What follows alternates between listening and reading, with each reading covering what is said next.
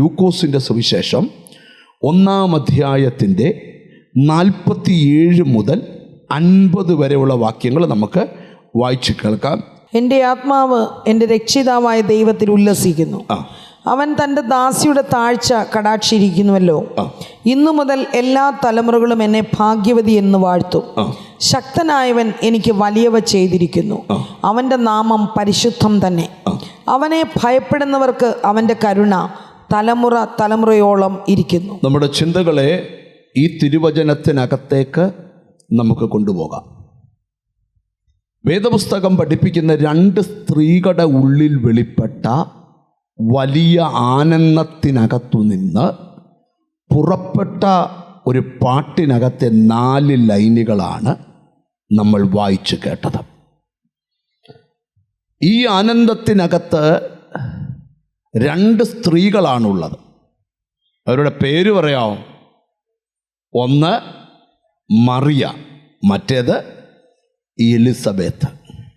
അവർ തുള്ളിച്ചാടാൻ കാരണം തുള്ളിച്ചാടത്തക്ക മറുപടി അവരുടെ ഉള്ളിൽ വെളിപ്പെട്ടു. സ്തോത്രം.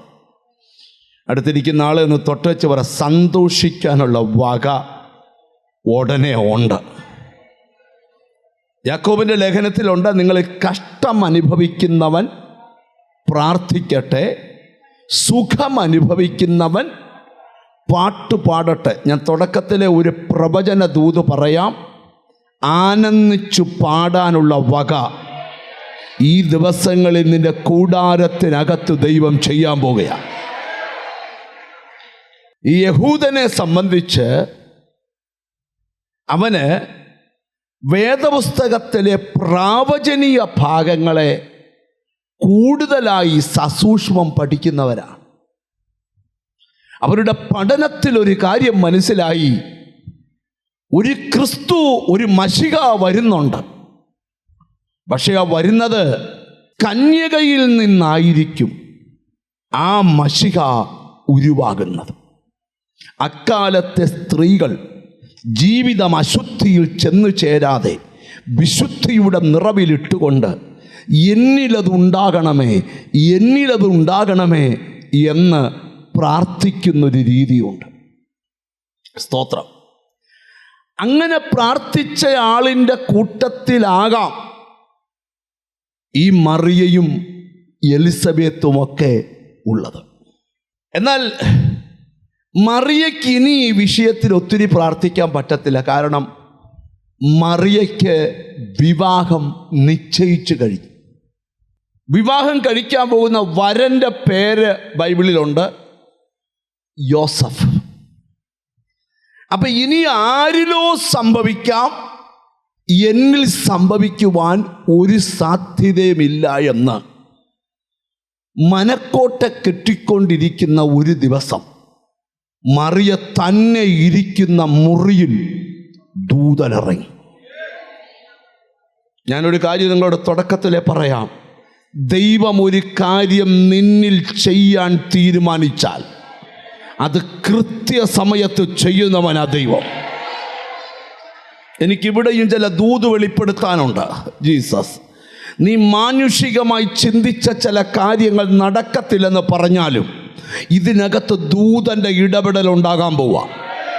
ഞാനൊരു ദൈവശബ്ദം ഈ വചനം എടുക്കുമ്പോൾ കേൾക്കുക. നിന്നോട് ഒറ്റയ്ക്ക് ദൈവം ഇടപെടുന്ന ദിവസങ്ങളുണ്ട്. നിന്റെ ഭാവിയെക്കുറിച്ച് ദൈവം സംസാരിക്കാൻ പോവുക. നിന്റെ കുടുംബത്തെക്കുറിച്ച് ദൈവം സംസാരിക്കാൻ പോവുക. എത്ര പേർ കൊതിക്കുന്നുണ്ട്, ഇന്ന് രാത്രി എനിക്കൊരു ഇടപെടൽ ഉണ്ടാകണം, ഇന്ന് രാവിലെ എനിക്കൊരു thank you Lord, thank you Jesus. അല്പം കൂടെ ഗഹനമായിട്ട് ഈ ദൂതിനെ നമുക്ക് ധ്യാനിക്കാം. ദൂതൻ മറിയയുടെ അടുക്കൽ വന്നിട്ടുണ്ടായ കാര്യം ഞാൻ ഈ വാക്യത്തിലോട്ട് വരാൻ പോവുക. പക്ഷേ അതിനു മുമ്പ് ചില ഭാഗങ്ങൾ നിങ്ങളുടെ മനസ്സിലോട്ട് ഞാനെന്ന് ദൈവത്തിന് സ്തോത്രം. 28-ാമത്തെ വാക്യം വായിക്കാം. ആ അധ്യായത്തിലെ 28. ദൂതൻ അവളുടെ അടുക്കൽ അകത്തിയെന്നു, കൃപ ലഭിച്ചവളെ നിനക്ക് വന്ദനം. കർത്താവ്. നീ ദൂതന്റെ അടുക്ക ചെന്നല്ല, മറിയ ഇരിക്കുന്നിടത്ത് ദൂതൻ ചെന്നു. ഞാനൊരു ദൂതൂടെ പറയാം. നിന്നെ എന്തെങ്കിലും ഒരു കാര്യം അറിയിക്കണമെന്ന് ദൈവം തീരുമാനിച്ചാൽ നീ ഇരിക്കുന്നിടത്തെത്തിയത് അറിയിക്കാൻ ദൈവം വിശ്വസ്തന. അതൊരു പക്ഷെ സ്വപ്നമായിരിക്കാം, അതൊരു പക്ഷെ ദർശനമായിരിക്കാം, അതൊരു പക്ഷെ വെളിപ്പാടായിരിക്കാം, അതൊരു പക്ഷെ വചനമായിരിക്കാം, അതൊരു പക്ഷെ ദൂതനായിരിക്കാം. എങ്ങനെയായാലും ദൈവം നിന്നോട് സംസാരിച്ചിരിക്കും. ദൂതൻ അകത്ത് ചെന്ന് വായിച്ചാട്ടെ. ഹല്ലേലൂയ, സ്തോത്രം, സ്തോത്രം. ദൂതൻ അവളുടെ അടുക്കൽ അകത്ത് ചെന്നു. കൃപ ലഭിച്ചവളെ, നിനക്ക് വന്ദനം, കർത്താവ് നിന്നോട് കൂടെയുണ്ടെന്ന് പറഞ്ഞു. അവൾ ആ വാക്ക് കേട്ട് ഭ്രമിച്ചു പോയി. ഇതെന്തൊരു വന്ദനം എന്ന് വിചാരിച്ചു. ദൂതൻ അവളോട്, മറിയേ, ഭയപ്പെടേണ്ട, നിനക്ക് ദൈവത്തിന്റെ കൃപ ലഭിച്ചു. ദൂതന്റെ ആദ്യത്തെ ദൂത്, നിനക്ക് ദൈവത്തിന്റെ കൃപ ലഭിച്ചിരിക്കുന്നു. ഒരാമയും വരുന്നില്ല. ഞാൻ ഇന്ന് ഇവിടെ ഇരിക്കുന്ന ചിലരോട് ദൂത് പറയുക, നിനക്കും ദൈവത്തിന്റെ കൃപ ലഭിച്ചിരിക്കുന്നു. സ്തോത്രം. അവിടെ കുറെ സംഭാഷണങ്ങൾ നടക്കുന്നുണ്ട്. നീ ഗർഭം ധരിച്ച ഒരു മകനെ പ്രസവിക്കും, അവന് യേശു എന്ന് പേർ വിളിക്കണം, അവൻ വലിയവനാകും, അത്യുന്നതന്റെ പുത്രൻ എന്ന് വിളിക്കപ്പെടും എന്നൊക്കെ പറഞ്ഞു വരുമ്പം 34-ാമത്തെ വാക്യത്തിൽ ചോദിക്കുകയാണ് മറിയ ദൂതനോട്, ഞാൻ പുരുഷനെ അറിയാകിയാൽ ഇതെങ്ങനെ സംഭവിക്കും? എനിക്കൊരു സംശയം, ഞാൻ പുരുഷനെ അറിയായികയാൽ ഇതെങ്ങനെ സംഭവിക്കും?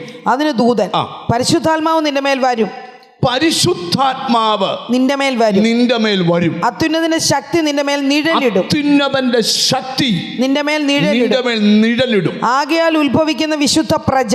മതി. മറിയേ, ആരുടെയും ലൈഫിൽ നടക്കാത്ത ചില കാര്യം നിന്റെ ലൈഫിൽ നടക്കും. അതിനൊരു അടയാളം തരാം. അത്യുന്നതന്റെ ശക്തി നിന്റെ മേൽ നിഴലിടും, പരിശുദ്ധാത്മാവ് നിന്റെ മേൽ വരും. ദൈവത്തിന് അല്പം കൂടെ ഗഹനമായിട്ട് നമുക്ക് പോകാം. 37-ാം വാക്യം, ദൈവത്തിന് ഒരു കാര്യവും അസാധ്യമല്ലല്ലോ. ഒന്ന് വായിച്ചു കേൾപ്പിച്ച്. ദൈവത്തിന് ഒരു കാര്യവും അസാധ്യമല്ലല്ലോ എന്നുത്തരം പറഞ്ഞു. അടുത്തിരിക്കുന്ന ആളെ നോക്കി വെച്ച് പറ, ദൈവത്തിന് ഒരു കാര്യവും അസാധ്യമല്ല. എത്ര പേർക്ക് ആമീൻ പറയാൻ പറ്റും? ദൈവം നിന്നോട് പ്രവചിച്ച് പറയുക, ദൈവത്തിന് ഒരു കാര്യവും അസാധ്യമല്ല. അസാധ്യമെന്ന് നീ പറഞ്ഞ കാര്യം ദൈവത്തിന് അസാധ്യമല്ല. ആമീൻ. ദൈവത്തിന് ഒരു കാര്യവും. ഞാനൊരു വെളിപ്പാടൂടെ പറയാം. നിന്റെ കുടുംബത്തിൽ ആർക്കും സംഭവിക്കാത്ത ചില കാര്യം നിനക്ക് സംഭവിക്കാൻ പോവുക. ദൈവത്തിന് ഒരു കാര്യവും. ദൂതൻ ദൂത് പറഞ്ഞ് പോകുന്നതിന് മുമ്പ് ദൂതൻ മറ്റൊരു കാര്യം കൂടെ മറിയോട് പറഞ്ഞ കാര്യം കേട്ടോണം. ദൈവത്തിന് സ്തോത്രം. ഹല്ലേലൂയ. ആമീൻ. ആ കാര്യം കൂടെ അടുത്ത വാക്യത്തിലുണ്ടെന്ന് വായിച്ചു കേൾക്കാം. നിന്റെ ചാർച്ചക്കാരത്തി എലിസബത്തും. മറിയേ, അറിഞ്ഞായിരുന്നോ? ദൂതനാ പറയുന്നത്. നിന്റെ ചാർച്ചക്കാരി എലിസബത്തും വാർദ്ധക്യത്തിൽ ഒരു മകനെ ഗർഭം ധരിച്ചിരിക്കുന്നു. വാർദ്ധക്യത്തിൽ ഒരു കൊച്ചിനെ ഗർഭം ധരിച്ചിട്ടുണ്ട്. മച്ചി എന്ന് പറഞ്ഞവൾക്ക് ഇത് 6-ാം മാസം. മച്ചി എന്ന് പറഞ്ഞവരെ മക്കളുടെ അമ്മയാക്കാമെന്ന് പറഞ്ഞ ദൈവം ദൂത് പറയുക, മറിയ ഇത് 6-ാം മാസം. ദൂത് കേട്ട മറിയയ്ക്ക് ഇരിപ്പുറച്ചില്ല.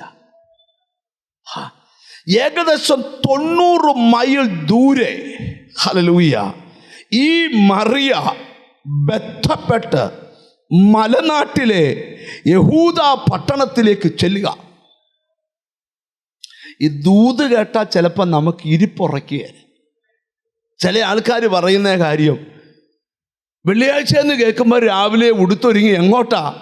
ദൂത് കേട്ടോണ്ട് ഇരിക്കാൻ പറ്റുകയില്ല. ഞായറാഴ്ച എന്ന് പറയുമ്പോൾ ഈ ആരാധനയ്ക്ക് എങ്ങോട്ട് പോവാ? ഉത്തരം, ദൂത് കേട്ടവൻ ഇരിപ്പുറക്കുകയില്ല. തമ്മിലങ്ങോട്ട് കണ്ടു. പിന്നെ ഞാൻ വിവരിക്കുന്നില്ല. ഒറ്റ വന്ദനം, അകത്തെ പിള്ള തുള്ളി, രണ്ടും കൂടെ കെട്ടിപ്പിടിച്ചു. മാമിത എലിസബത്ത് ആദ്യത്തെ പാട്ടുപാടി.